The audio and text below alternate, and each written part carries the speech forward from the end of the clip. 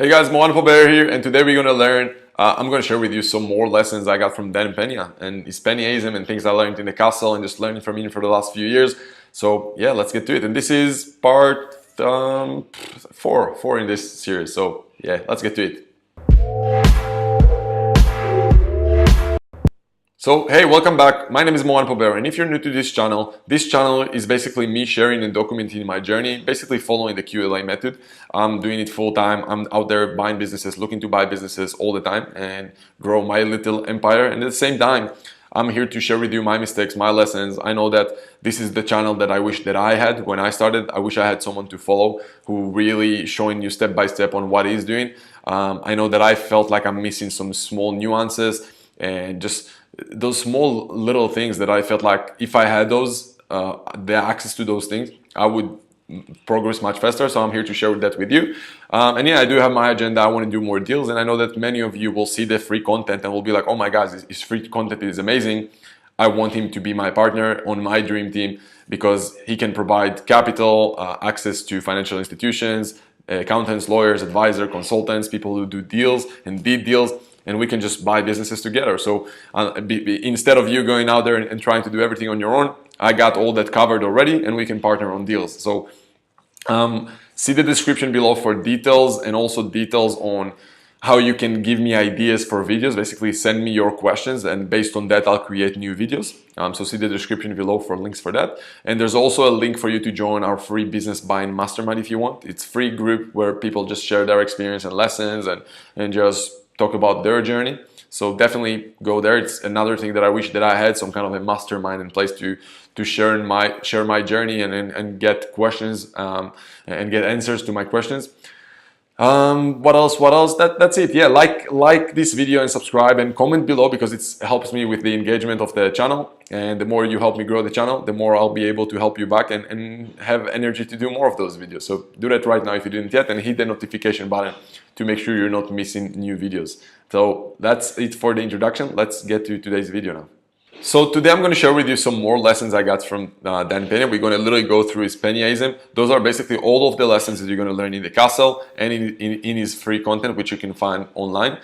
Just search for Dan Pena, Dan Locke, and you got all of his videos and content there. Some amazing stuff, but I want to share with you, I guess, again, my perspective on those lessons, because I think there's a lot you can expand on each of those lessons from someone who, especially new to this space. If you're new and you never did a deal before, you're just looking to do your first few deals, there are so many little lessons that I think can really help you. So let's get to today's lessons, which is, I'm just going to read exactly word by word, which is every party to every negotiation has a comfort zone.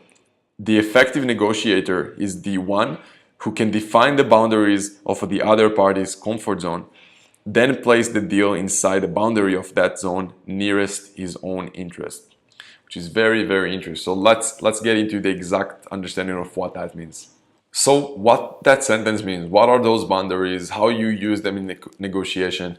Here's what I think about it. So first of all, when you're looking to buy a business, and again, the QLA method is all about growing a business by acquisition. Obviously, there are many people who learn about the QLA who never really go into the acquisition, which in my opinion, it's a shame, just because they just don't understand the exact process. For me, the way I see it is that everything that Dan is talking about is related to the acquisition world, because that's how he grew his company back then, and that's what I think everyone should do. And it's just a shame to see so many people who go to the castle and then just go do whatever random shit that they used to do. And yeah, obviously they expand and they grow, and obviously their mindset is different now, but why won't you go and grow by acquisition? It's just so much better and so much fun. But anyway, the way I see it is that when the boundaries and negotiation come through. Now, obviously, in buying businesses, the process is you build a team around you, people with experience in the sector, experience in doing deals. You have a team around you. You look like a legit buyer. Obviously, you have the process to look like a legit buyer. You then have the process to find motivated sellers.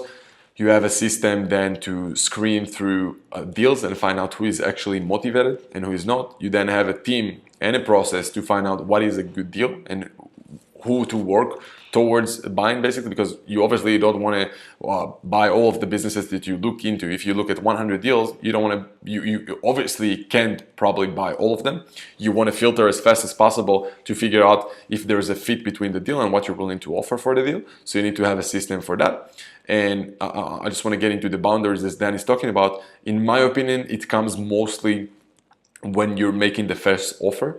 So in the process of buying businesses, the first offer is what we call an indication of interest, or whatever, the first offer that we sent to a business. And that's the first offer to figure out if we're even in the ballpark of what the seller is looking to get for the business versus what we're looking to offer.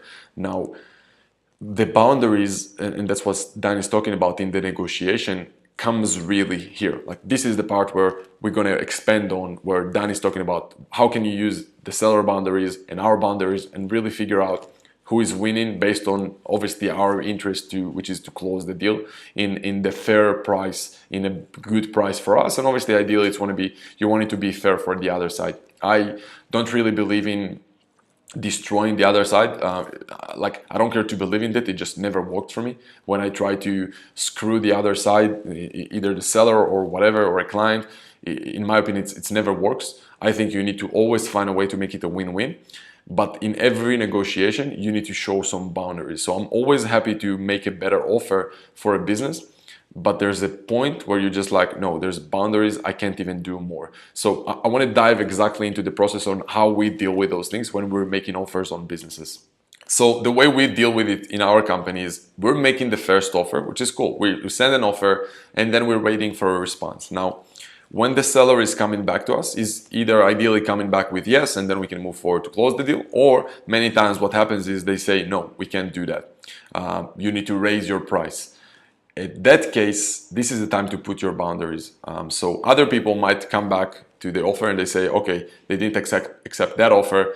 Let's just offer $500,000 more. Even if it's not your own capital, maybe you just offer it as a deferred payment over seller financing or earnout. So you basically pay more multiples, but it's over a longer period of time. Yes, you can do that, but I don't think you should, at least not initially. This is the time you need to show your boundaries. So if someone is coming back to you and say, no, I'm not willing to accept that offer, what we do is we just tell them, cool, yeah, you don't accept that. This is our best offer right now. If you have something you want us to do, just come back with a counter, which basically shows that we're serious.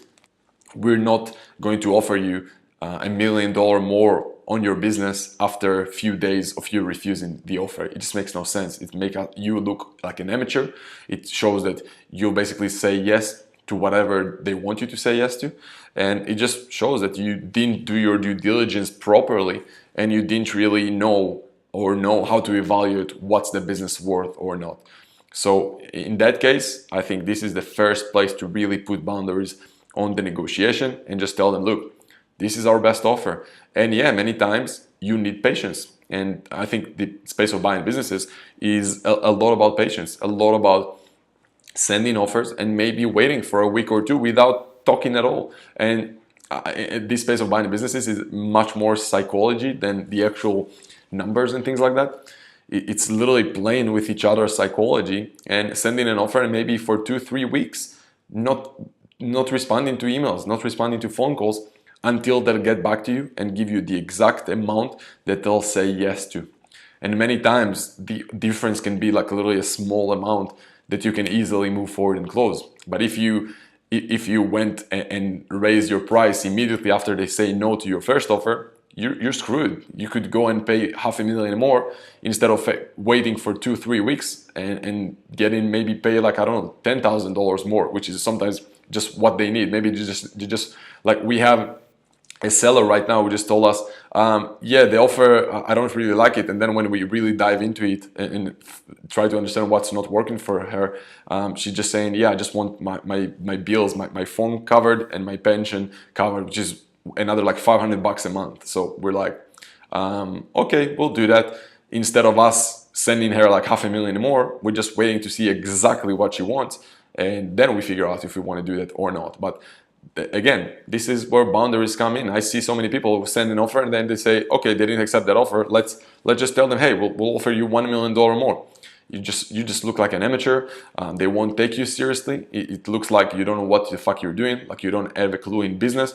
And they basically say, if he's willing to offer me $500,000 more, the seller is thinking, first of all, there's no way he'll be able to pay that based on the business that we have. So he definitely don't understand what he's doing. He's definitely going to screw the business. So we probably need to shut down and liquidate the business as soon as he buy the business from us.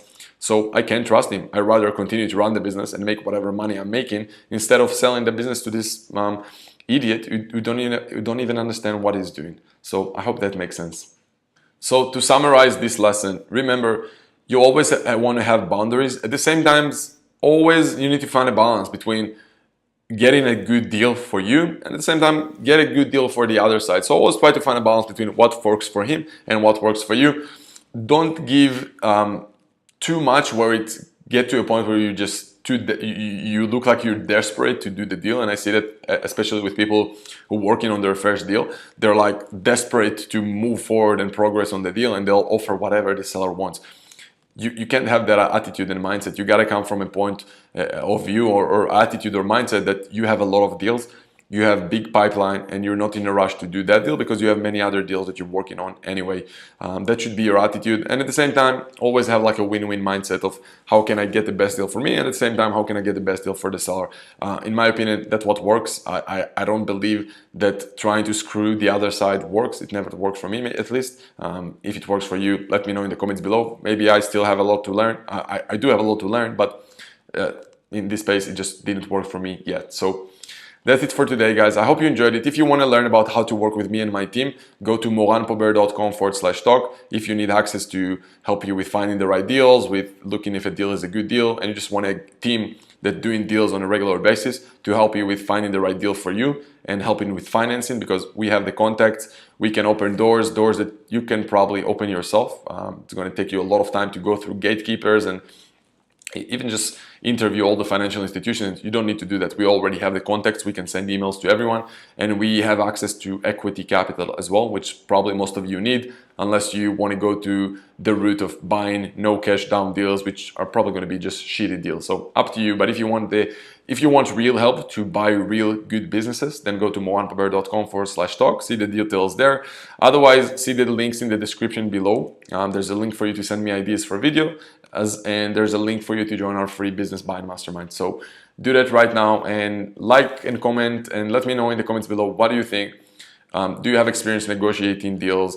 Do you think that maybe you have different thoughts on boundaries, or do you agree with me? Tell me what you think in the comments below. I'd love to hear, and I'll comment back to you. And yeah, subscribe and comment and hit the notification button if you didn't yet, so make sure you're not missing new videos. And yeah, that's it. Hope you enjoyed it, and I'll see you soon.